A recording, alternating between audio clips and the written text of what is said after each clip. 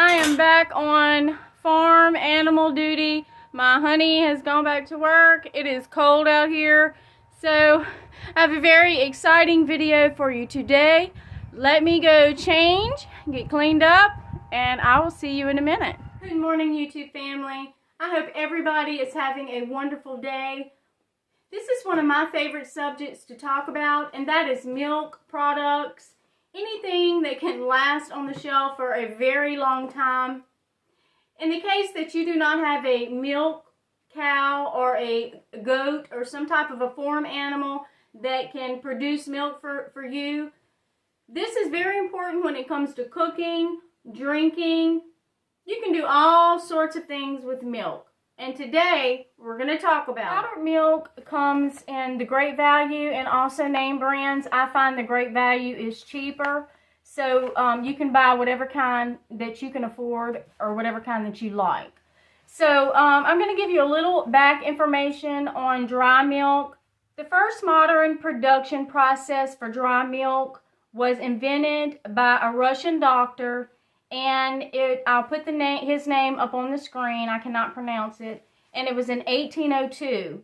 It was commercially available in 1832. The powdered milk that we buy today is processed differently than it was back then. It goes through a process called spray drying, and that is kind of a dehydration process. It removes all the water from the milk. That's what the process basically is. The process is so amazing to me, guys, and I will leave a link in the description below so you can go and read it for yourselves because it is so interesting. It really, really is. Powdered milk can be rehydrated back to its original form by just adding water. It can be used in any recipe that calls for milk. You take 2 cups of water and 1 1/3 cups of powdered milk, and you mix it up. And I'm going to show you how to do that. 2 cups of cold water in this glass jug right here. I have 1 1/3 cups of the dry milk. I grabbed mine out of the cabinet because I always have some in there just in case I do not have milk. I have this this whisk that I'm going to use to stir it up. And so you're supposed to whisk it up vigorously. Or you can use some type of, you can use a mixer, put in a wider mouth container, use a mixer. You can use your blender or a hand blender, anything that you have like that. But I'm just going to do it this way, just in case, you know, you may want to mix some milk and you don't have any electricity. You can put a couple of drops of vanilla in your milk that you're making, or you can put some sugar. And I'm probably going to put 2 tablespoons of sugar in mine. Let me continue. You're going to put your powdered milk in your cool water. So there's 1 cup and 1/3. You're going to whisk it up. Okay, so I'm going to mix it up. After I mix it up, I'm going to put it in the ice box for about 3 hours, and then I'm going to take it out, and then we're going to do a taste test.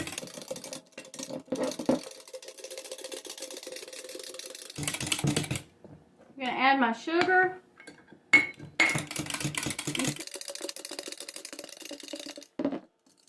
Now I'm going to stick it in the ice box and I'll pull it back out. We'll give it a taste test. I can tell you right now it already smells like milk.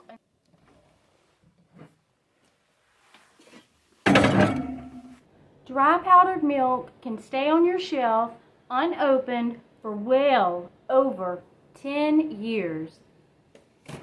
That is awesome, guys. Evaporated milk.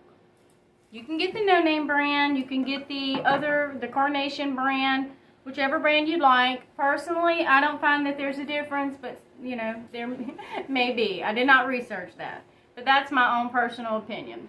So, evaporated milk is just what it sounds like, evaporated milk. The process is they just evaporate the water out of it. So it's kind of concentrated, basically. So in order to get regular milk out of evaporated milk, you just do this. I'm going to do this process by using a ball jar. So I'm going to put 1 can of evaporated milk in here and 1 can of cool water. Then I'm going to mix it up.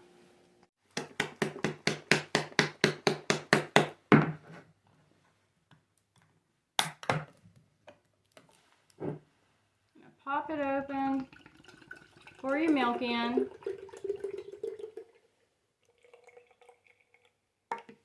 All right, and then you're going to pour your can of water in.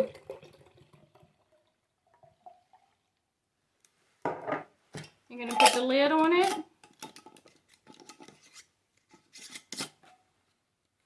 And you're going to shake it up. My evaporated milk. And there we go. Alright, so you can use this, and I have used this in soups and chowders. I've used it in baking too, macaroni and cheese, mashed potatoes.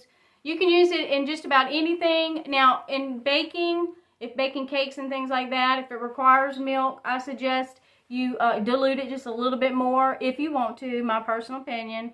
But yes, it has lots of uses. It has a shelf life, if not open, for about 2 years. If you have it like this, unless you freeze it. Now, you can freeze any type of milk, and I'll talk about that later on at the end of the video. If you freeze this, then it will last longer. But if you put it in the ice box, it may last in the ice box, I would say around a week, possibly, okay? So you just want to, if you open it, you want to have plans to have some uses for it. Alright, so now about coffee creamer. Yes, let's talk about it. I'm so excited.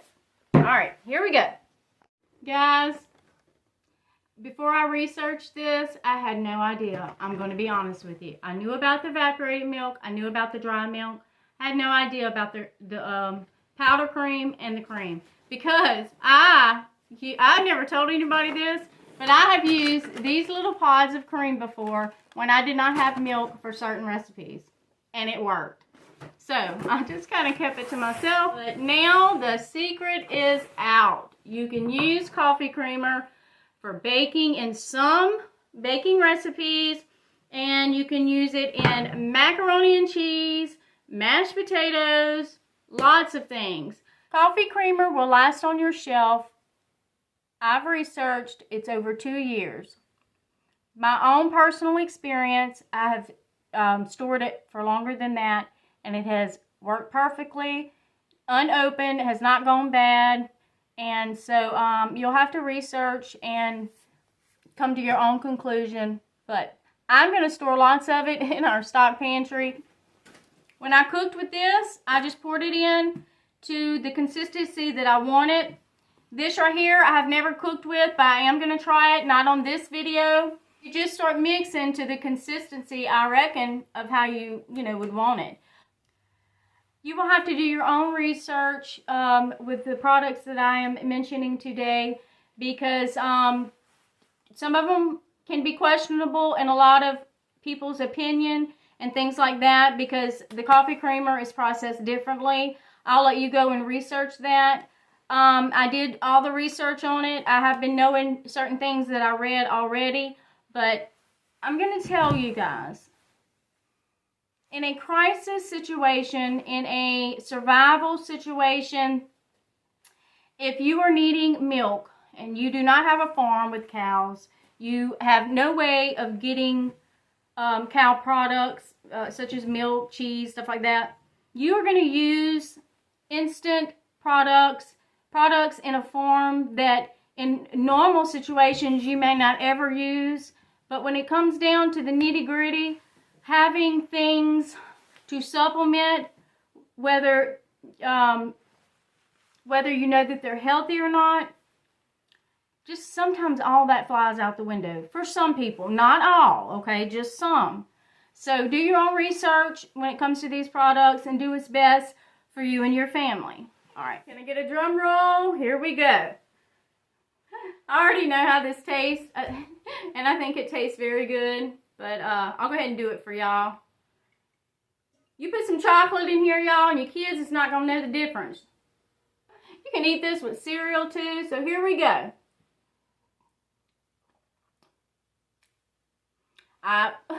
This tastes very, very good, but I think I add a little bit too much sugar, but that's okay. It still tastes good. Just like milk, I am a 2% milk drinker or 1%. Leon likes whole milk. But if I was to compare this to those 3 milks, I would say that it is whole milk. I would, because of the thickness of it. Sorry about the light. Alright guys, this was so much fun.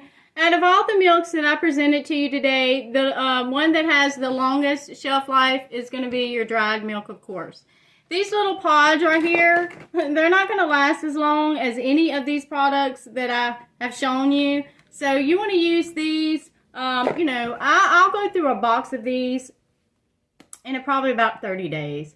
Because I drink 1 to 2 cups of coffee and I use 1 pod per cup of coffee. So I would say, in my personal opinion, that they would last probably well over a month. But you have to do your research on that, okay? But I had so much fun today, and I hope you have gained a little bit of knowledge, or you have been encouraged to go and research these products for yourself. So you can be prepared in any situation. Stock them up in your stock-up pantry. Rotate them out like always. But you just don't want to be stuck in a situation where you don't have them. You can freeze any of these milks. And in order to thaw them out, you just place them in your ice box. Let them thaw out gradually. If you need them in a rush, then you're going to put them in the sink in cool water. Keep an eye on them and thaw them out that way. So you can freeze milk. Or, you know, if you're stocking up, if you catch it on sale, you can freeze it, okay? Thank you guys so much for watching this video. If you found this video interesting or you've gained a little bit of information from it, can you please give us a thumbs up and subscribe? And as always, we love you guys, and we will see you on the next video. Bye.